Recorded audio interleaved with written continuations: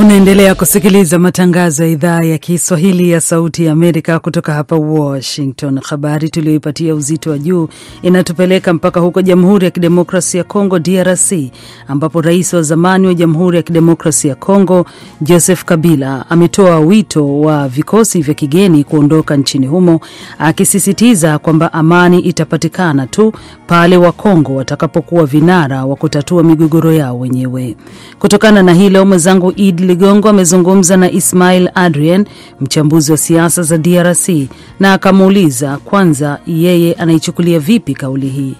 Ni jambo amezungumza kisiasa kwa sababu kwenye mgogoro huu wa Mashariki ya Kati ana upande ambao anaoegamia kutokana na wandani wake walio wengi wako upande wa M23. Kwa hivyo ni lazima egamie upande huo, kwa sababu naye ana mchango mkubwa kwenye haya mambo ambayo yanaendeka kwa sasa Mashariki mwa Kongo, kwa sababu tukumbuke kwamba kwenye wakati alimaliza muhula wake wa mwisho alisema ya kwamba siwaambii kwa heri, lakini nawaambieni ya kwamba bado mtarudi. Na ukifuatilia kwenye siku mbili kwenye mahojiano amefanya, amesema kwamba bado anarudi kwenye siasa na bado ana nguvu ya kudumia. Hapo naweza kuona ya kwamba anawatetea hawa watu kwa sababu yuko upande wao. Kauli hii sasa ya rais mstaafu Kabila unadhani inaashiria nini na inataka nini na maslahi gani kwake moja kwa moja?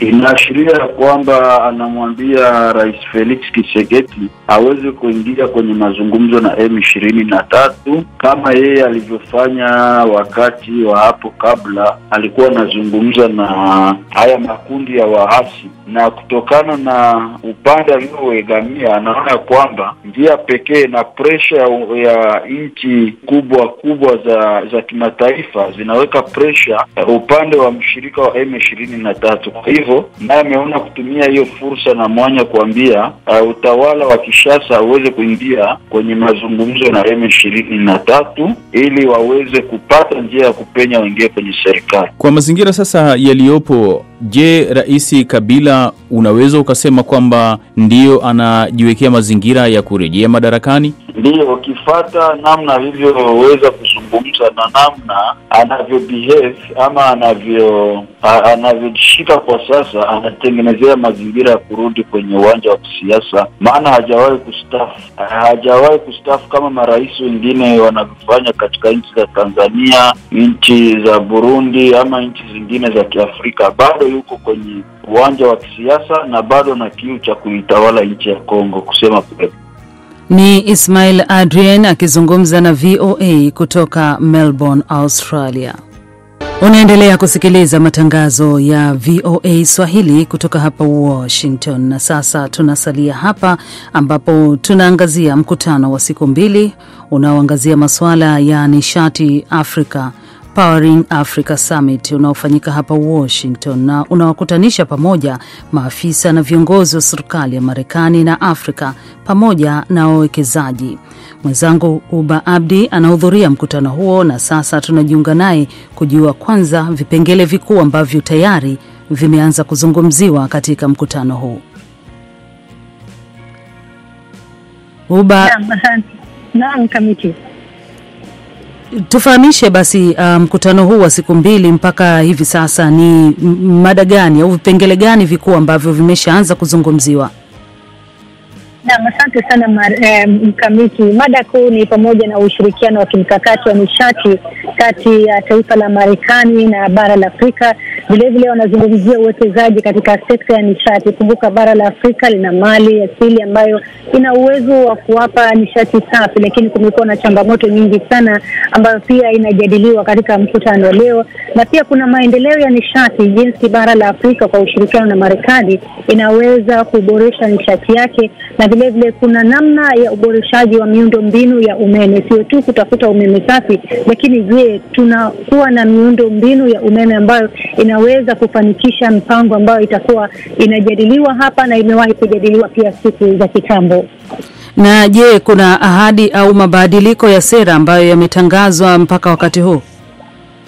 Na kufikia sasa mkamiti hatujapata sera mpya ambayo imejadiliwa katika mkutano huu, lakini kumbuka kwamba serikali mpya Marekani kwa wengi waliowasili hapa kutoka bara la Afrika wanakaribia kuona ni vipi ushirikiano wake utakuwa katika kwa bara la Afrika kuhusiana na swala hili la nishati, na wanalenga kuangazia wahandisi na vile vile wakuu na hata mawaziri ambao watakuwa wanawasili leo na hata kesho, kuangalia wamepanga vipi au wanaelekeza mipango yao itakuwa ni gani kwa bara la Afrika. Kama alivyotanguliza, ni serikali mpya, kwa hivyo wao pia wanakuja kusikiliza mambo gani ambao wamepangiwa kwa bara la Afrika. Na je, serikali za Afrika au wadau kutoka Afrika wanaelezea vipi wito wao kwa fursa za, na wameelezea kwamba ni fursa ambazo zinaweza kuboresha kushirikiana wao wote pamoja. Kumbuka kwamba ujio wao katika kongamano sio tu katika bara la Afrika, lakini pia kuangazia wao wakishirikiana na wahandisi wengine wanaweza kuboresha vipi sekta nzima ya nishati katika bara la Afrika. Kumbuka kumekuwa na mabadiliko ya hali ya hewa ambayo mabadiliko haya ambayo yanaendelea kuathiri bara la Afrika, na jambo moja ambalo limekuwa likipigiwa upatu sana ni kuwa na ile nishati safi. Kwa hivyo bara la Afrika, licha kwamba tunajua na kuna ile mtazamo ama mawazo ya wao kupata ule mradi wa kuwa na kama vile sola, basi wengi wanaona kwamba iwapo watawasilisha mapendekezo yao katika kongamano hili, basi huenda wale ambao watawasikiza hasa serikali ya Marekani huenda wakawasaidia hasa katika sekta ya kuwasaidia katika kuwafadhili na kuwapa fedha ili waweze kujiendeleza kutumia mbinu nyingine ya kupata nishati safi.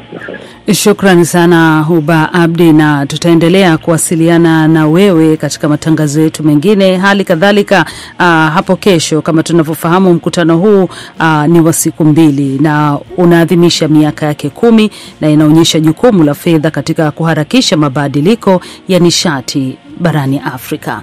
Unaendelea kusikiliza VOA kutoka hapa Washington. Ngineko ni kwamba rais wa Ivory Coast Alassane Ouattara na mwenzake wa Ghana John Dramani Mahama siku ya Jumatano wameitaka Mali, Burkina Faso na Niger kujiunga na ECOWAS baada ya kuondoka katika jumuiya hiyo mapema mwaka huu. Shirika la habari la AFP lina ripoti na Khadija Riami anaisoma ripoti kamili.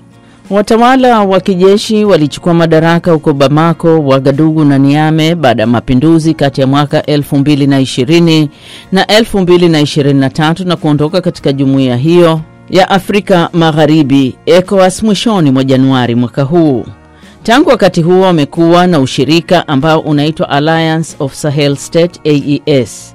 Lakini Rais John Mahama katika ziara yake mjini Abidjan alizungumzia kuondoa mgawanyiko huo kati ya ECOWAS na AES ili kuona jinsi wanavyoweza kufanya kazi nao ili kuendelea kubaki ndani ya eneo hilo, lakini pia kuwa na kipindi cha mpito kwa demokrasia ya kikatiba. I've come with a new mandate from the people of Ghana and maybe with a new face. So I will offer myself as a bridge between. Nimekuja na mamlaka mapya kutoka kwa watu wa Ghana na pengine na sura mpya.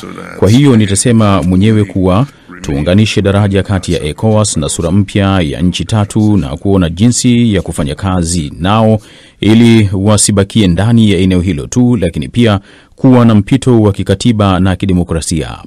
Rais wa Ivory Coast Alassane Ouattara aliwaambia mkutano wa pamoja na waandishi wa habari, "Nina matumaini kwa ombi la Rais Mahama litasikilizwa na hawa kaka zetu watatu." Mgawanyiko umekuja baada ya Julai 2023 nchini Niger, wakati umoja huo wa Afrika Magharibi ulipoingilia kati kijeshi na kuiwekea vikwazo vikali Niamey, ambayo wakati huo ilikuwa vimeshaondolewa mpaka hivi sasa. Watatu hao walishtumu ECOWAS miongoni mwa mambo mengine kutokuwa na msaada wa kutosha katika mapambano yao dhidi ya ghasia za wanajihad na kuwa watifu kwa Ufaransa. Wote watatu mahusiano yao na Paris hayakuwa mazuri, utawala wa zamani wa kikoloni. Uamuzi wao ulianza Januari 29 mwaka huu, naye Rais Ouattara anasema, "Nous vous faisons confiance, Monsieur le Président, pour que à l'occasion de vos entretiens Tunakuamini raisi ili kuweza kuzishawishi nchi jirani zibaki kwenye ECOWAS wakati mazungumzo yako na wao yanaendelea, huku mustakabali wa watu wa Afrika Magharibi usiwe katika shaka." Ouattara anasema mataifa wanachama wa ECOWAS wamemuunga mkono kuzirejesha Mali, Burkina Faso na Niger katika jumuiya hiyo kwa sababu mustakabali wa Afrika Magharibi unategemea hilo. Tume kadhaa za upatanishi zikiongozwa na Togo na Senegal zinajaribu kuzuia mgawanyiko, lakini tawala za kijeshi zimesema kuondoka kwao hakuwezi kubadilishwa.